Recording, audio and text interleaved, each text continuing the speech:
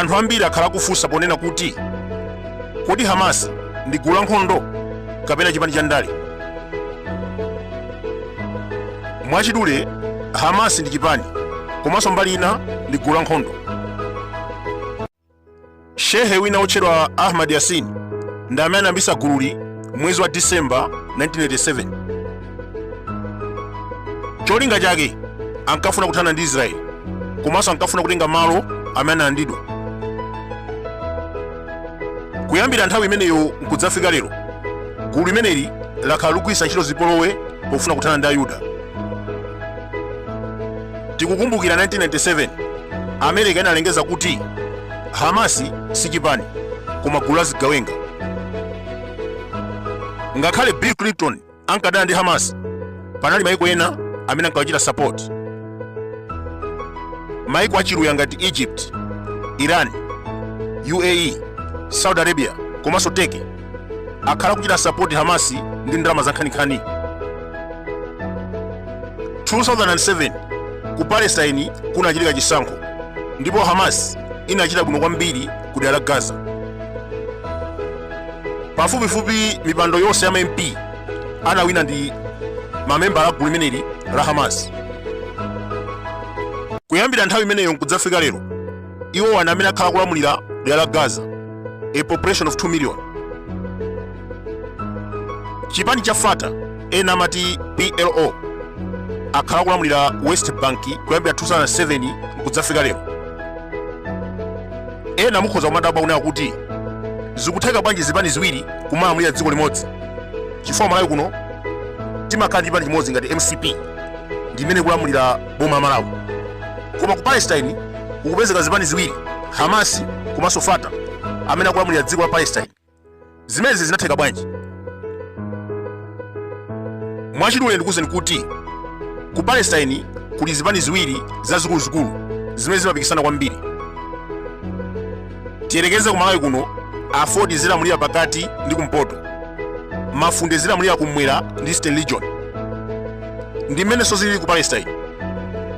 Chipani cha Fatah chimalamulira West Bank, pamene Hamas imachita control Gaza. Kusiyana kwa magulu awiriwa nkuonera kuti Fatah simakonda zipolowe, pamene Hamas imakonda nkhondo. Their vision is to destroy Israel and took back their land. Hamas imakhulupirira kuti Israeli inawalanda malo, ndipo kungokambirana kokha ndi zosakwanira. Ndifake amakonda kuponya mabomba, kumenyana nawo, kupha Ayuda ndi chonga choti asiye malo awo ndi kubwerera kumene akudziwa iwo. Chifukwa iwo amanena kuti kumene kujako Maisraeli si kwawo, ndi amakhala kumenyana nawo mu njira zosiyanasiyana. Tsopano chipani chinachi cha Fatah, ena amati PLO, sichimakonda nkhondo, chimakonda zokambirana. Koma Hamas imanena kuti amene wandofowoka akubetsa malo a Palestina chifukwa amakonda kukambirana ndi Israeli. Tikunena pano mtsogoleri wa Hamas ndi Ismail Haniyeh, amathandizidwa ndi maiko a Qatar, Turkey komanso Iran. Maiko amene ndatchulawa ndi amene amapereka ndalama za nkhaninkhani komanso zida za nkhondo ku gulu la Hamas. Tinaona chaka chatha mkulu wa Hamas anapita ku Turkey kukacheza ndi Erdogan, komanso nthawi ina yake iyeyo anali ku Iran kumene anapatsidwa ulemu wapadera. Asilikali a dziko la Iran ndi amene amapanga treni zigawenga za Hamas, komanso amawathandiza ndi zida za nkhondo. Gulu limeneli limapezekanso maiko akunja, ali ndi maofesi ku Qatar, Turkey komanso Iran. Moti ndikunena pano, mkulu wawo Ismail Haniyeh amakhalira ku Qatar.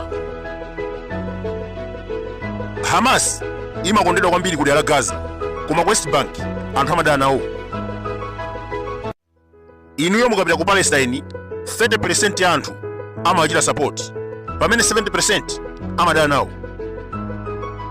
Mmene ndakuzirani kale kuti ku Palestine kuli zipani ziwiri zazikuluzikulu, ndiye pali anthu ena amakonda chipani cha Fatah, palinso ena amakonda chipani cha Hamas.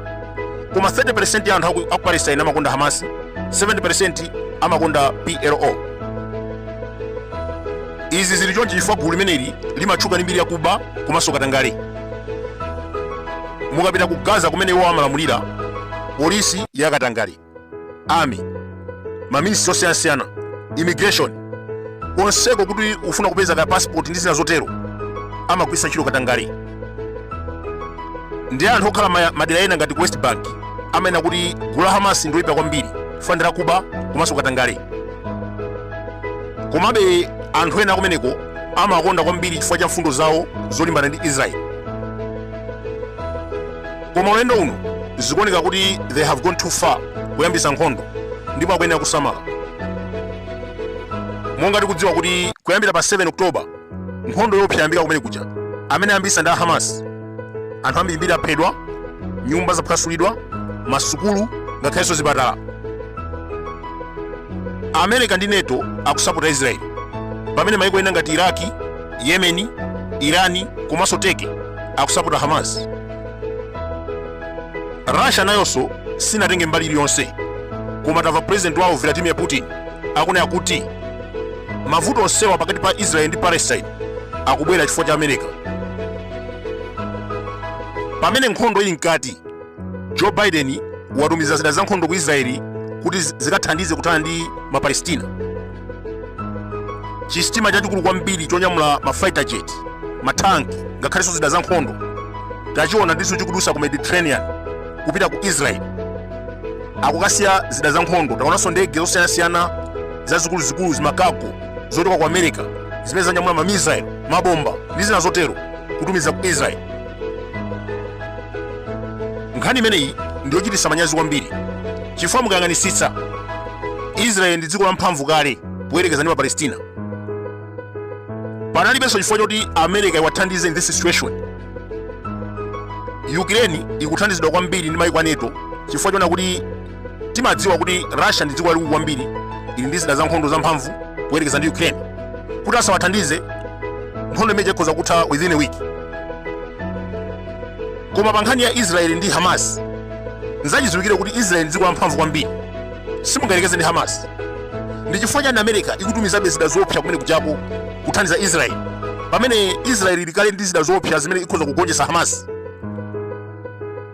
Mwachitsanzo, mukayang'ana military budget ya Israel ndi $21 billion pa chaka, pamene Hamas ndi $100 million yokha. Asilikali a Israel ali ndi ma ballistic missile, cruise missile, Jericho 2 missile komanso Iron Dome air defense system, imene ndi defense system yopsa kwambiri.